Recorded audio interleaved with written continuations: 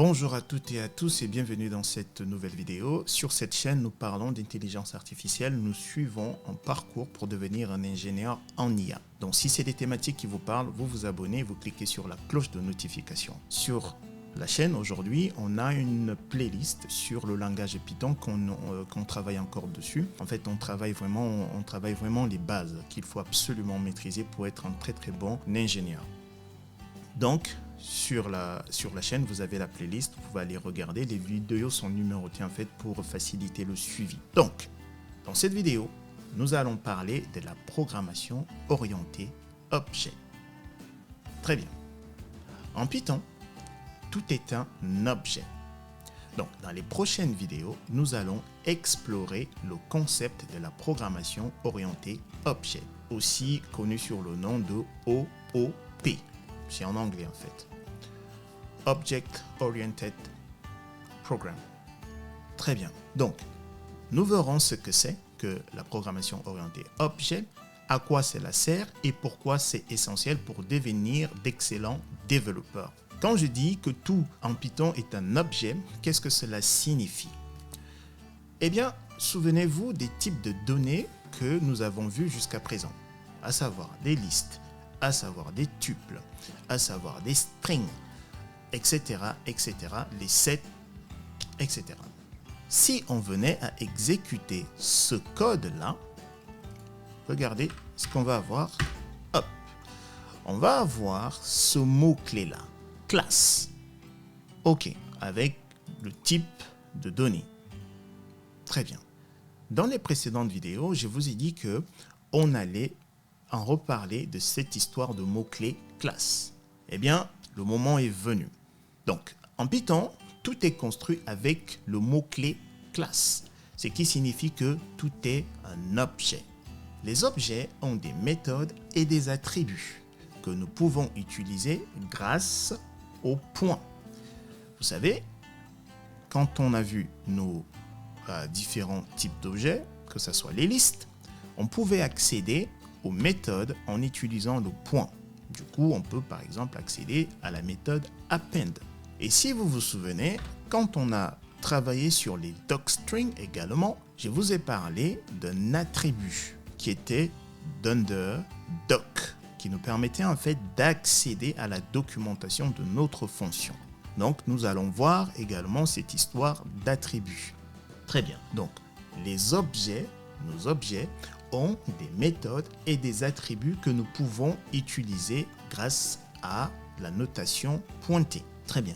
Mais qu'est-ce qu'un objet exactement? Un objet a des méthodes et a des attributs auxquels nous pouvons accéder via un point. La programmation orientée objet nous permet d'aller au-delà des simples types de données que Python nous offre.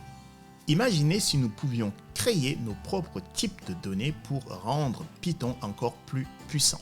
Avec la programmation orientée objet et grâce au mot-clé classe, nous allons pouvoir faire cela en créant nos propres objets sur mesure. Nous allons donc plonger dans ce sujet, explorer ce qu'est un objet et ce que signifie ce mot-clé classe dans les prochaines vidéos. Mais l'idée clé à retenir est que nous avons la capacité de créer nos propres types de données avec leurs propres attributs et méthodes. Pourquoi cela est utile? Voyons voir un exemple. Imaginons que nous travaillons chez Amazon et qu'ils décident d'introduire des drones pour livrer des colis plus rapidement. Nous devons bien entendu coder ces drones et nous avons appris jusqu'à présent à écrire des fonctions basiques, à utiliser de la logique conditionnelle et à coder dans des fichiers .py. Mais au fur et à mesure que le code devient de plus en plus grand, il ne s'agit plus d'un simple fichier de 10 lignes. Le code finit par devenir une centaine, des milliers, voire des millions de lignes reparties dans plusieurs fichiers. Coder un drone de livraison est complexe, surtout avec les exigences du monde moderne. Alors, comment la programmation orientée objet peut nous aider à gérer tout cela?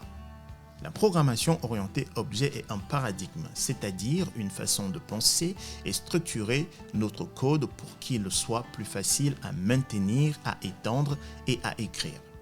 Si nous devons programmer un drone, nous allons diviser le projet en petits morceaux en objets qui représentent des parties du monde réel.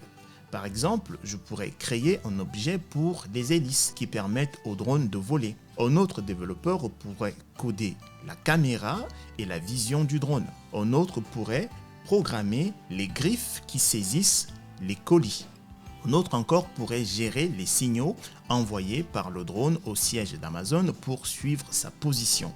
Ce que nous faisons, c'est diviser les fonctionnalités et les donner en petits morceaux qui modélisent des objets du monde réel. Ainsi, chaque développeur peut travailler sur une partie spécifique du projet. Ensuite, nous n'avons qu'à combiner tous ces objets. Le plus beau dans tout ça, c'est que si plus tard, nous voulons créer un robot de livraison qui n'est pas un drone, mais un robot sur chenille par exemple, nous pourrons réutiliser certaines parties comme la caméra ou les griffes et simplement remplacer les hélices par des chenilles. Si cela vous semble encore un peu flou, ne vous inquiétez pas. Nous allons approfondir tout cela au fil des vidéos. L'essentiel à retenir est que la programmation orientée objet est un paradigme qui nous aide à structurer notre code pour rester organisé, surtout lorsque le code devient massif. Nous ne parlons pas de simples programmes de 10 lignes de code. Des entreprises comme Amazon, Netflix, Google, Apple ont des milliers de développeurs qui écrivent des millions de lignes de code chaque jour. Elles ont besoin d'une manière d'organiser ce code pour éviter ce que l'on appelle le spaghetti code. Dans la prochaine vidéo, nous allons entrer dans les détails de la programmation orientée objet. Je vous dis à la prochaine vidéo. Peace.